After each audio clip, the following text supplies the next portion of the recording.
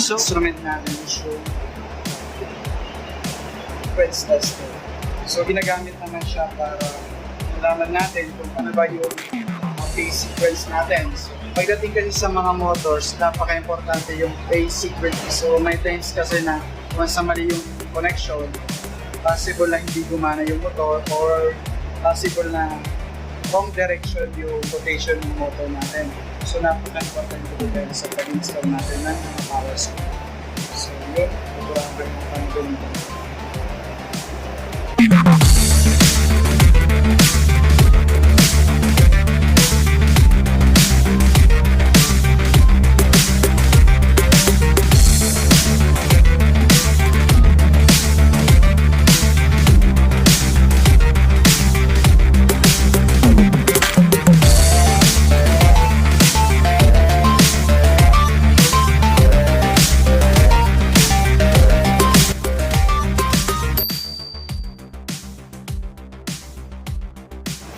So guys, itong phase sequence na to, so kung mapapansin niyo, yung line 1 natin is red, yung line 2 is yellow, and yung line 3 natin is blue.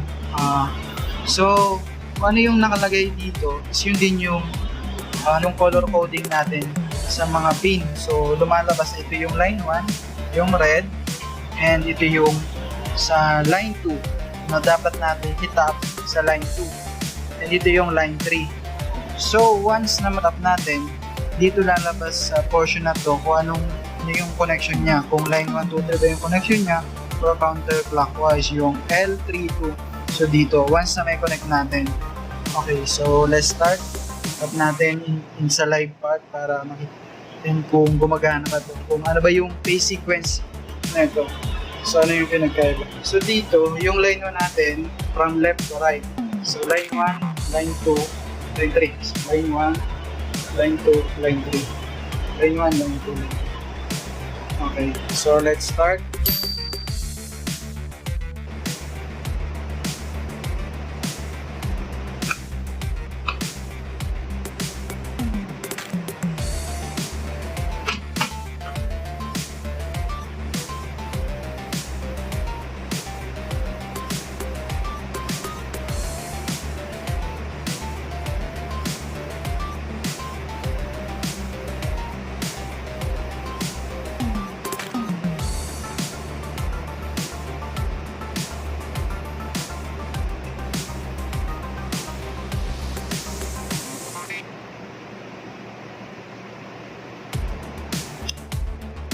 So, kung makapansin nyo guys, ito yung line 2 natin, ay yung line 3. So, naka-indicate nga dito, yung line 3 dapat, so yun. And yung line 2 natin, yung line 1 and line 2 natin, ilalagay natin sa line 1 and line 2. So, tingnan natin kung ano magiging result, magiging reading. Yan. So, connected na yung red, yellow, blue. So, pag tingnan natin sa base dito, effect siya.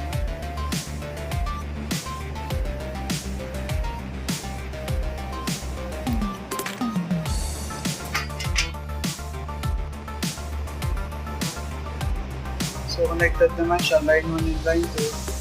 So, kaya ayan guys, so umiilaw. Kung makapansin nyo, may ilaw yung line 1, line 2, line 3. And yun.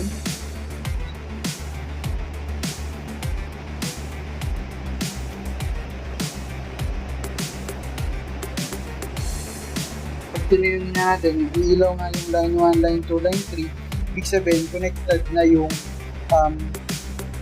pin natin dun sa system. And kung makapansin nyo, may ilaw itong left-right. So, ibig sabihin, yung connection na yun is positive. So, line 1, line 2, line 3 yung connection niya. So, yan.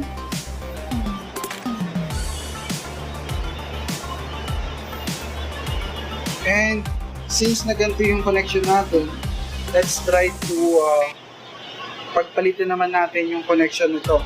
So, So ilalagay natin yung line 1, yung yellow sa line 1 and line 2 yung isa.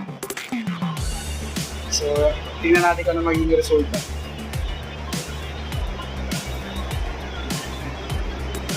So yun, ibig sabihin yung ginawa kong line system is yung yellow, yung line 2, and yung line 1 is yung line 2 ng system. So once na mali po yung ano natin, pagka-connect natin yung system, nakikita naman yung dito. So yun, so lumalabas na yun, yung sequence natin is L1, L3, L2. So yun po. So lilipat lang yun, yun yung pinagkaiba ng system natin. So yun, napaka-importante nga yan sa motor, lalo na pag 3-phase yung motor natin.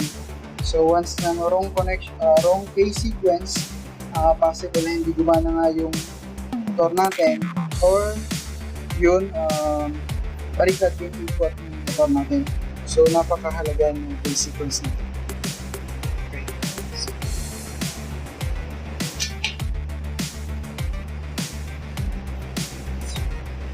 Yan, so disconnect lang natin to para yun, kasi